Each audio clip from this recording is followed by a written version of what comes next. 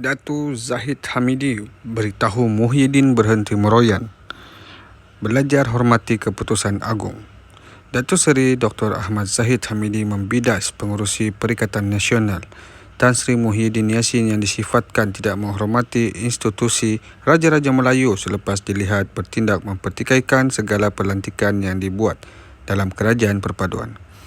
Timbalan Perdana Menteri yang juga pengurusi Barisan Nasional itu berkata, Muhyiddin dan sekutunya perlu berasa malu kerana dilihat terlalu gilakan kuasa hingga sanggup mempertikaikan keputusan Raja-Raja Melayu. Sebaliknya, kata beliau, Muhyiddin perlu mencontohi DAP yang lebih mementingkan kepentingan negara daripada kepentingan parti dan individu.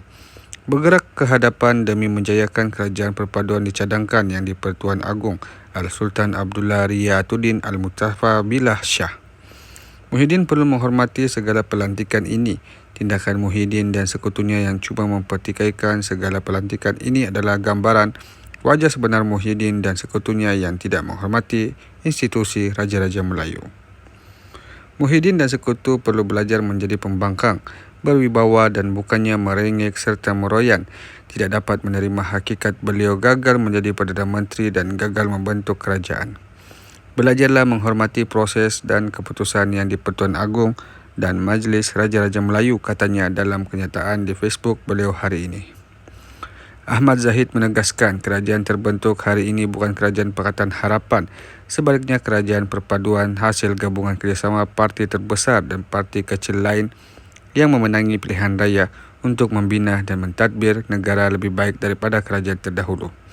Muhyiddin lupa kuasa pelantikan Perdana Menteri ialah atas kuasa baginda yang di-Pertuan Agong yang diperuntukkan di bawah perkara 40-2-E dan perkara 43-2-E Perlembagaan Persekutuan. Begitu pelantikan Kabinet, Perdana Menteri Datuk Seri Anwar Ibrahim sudah mempersembahkan senarai semua ahli jemaah Kabinet Kerajaan Perpaduan bagi mendapat perkenan baginda. Selepas mendapat perkenan yang di-Pertuan Agong, barulah diumumkan oleh Perdana Menteri, katanya. Katanya lagi, pelantikan jawatan Perdana Menteri juga diperkenan yang di-Pertuan Agong selepas perbincangan khas dengan Raja-Raja Melayu di Istana Negara.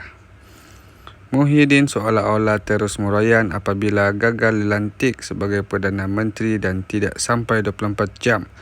Kabinet angkat sumpah. Muhyiddin menuduh pembentukan kerajaan dan kabinet tertubuh atas penipuan terhadap mandat rakyat yang tidak mempunyai sebarang keabsahan untuk berfungsi sebagai badan eksekutif tertinggi negara, katanya.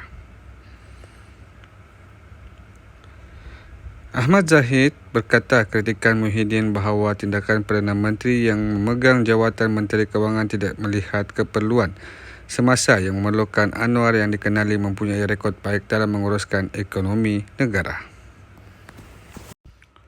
Anwar juga pernah diiktiraf sebagai Menteri Kewangan terbaik dunia oleh Euro Money Magazine dan Menteri Kewangan terbaik Asia oleh Asia Money Magazine. Anwar yang juga pernah mendapat The ASEAN of the Year dan Malaysia mendapat gelaran The Asian Tiger kalangan negara Asia ketika Anwar menjadi Menteri Kewangan. Sudah pasti pelabur asing lebih yakin untuk membuat pelaburan apabila Anwar memegang jawatan Menteri Kewangan, katanya. Katanya lagi, rekod ini tidak pernah dicapai oleh Muhyiddin yang sangat bermasalah mengurus negara dan dikenali sebagai kerajaan gagal. Kini Muhyiddin berdepan dengan pelbagai skandal dalam pengurusan negara ketika beliau menjadi Perdana Menteri dan beliau sangat ketakutan serta mendesak untuk menjadi Perdana Menteri hingga sanggup melanggar adat dan adab membuat kritikan terhadap Istana Negara sejak awal proses menambahkan Perdana Menteri, katanya.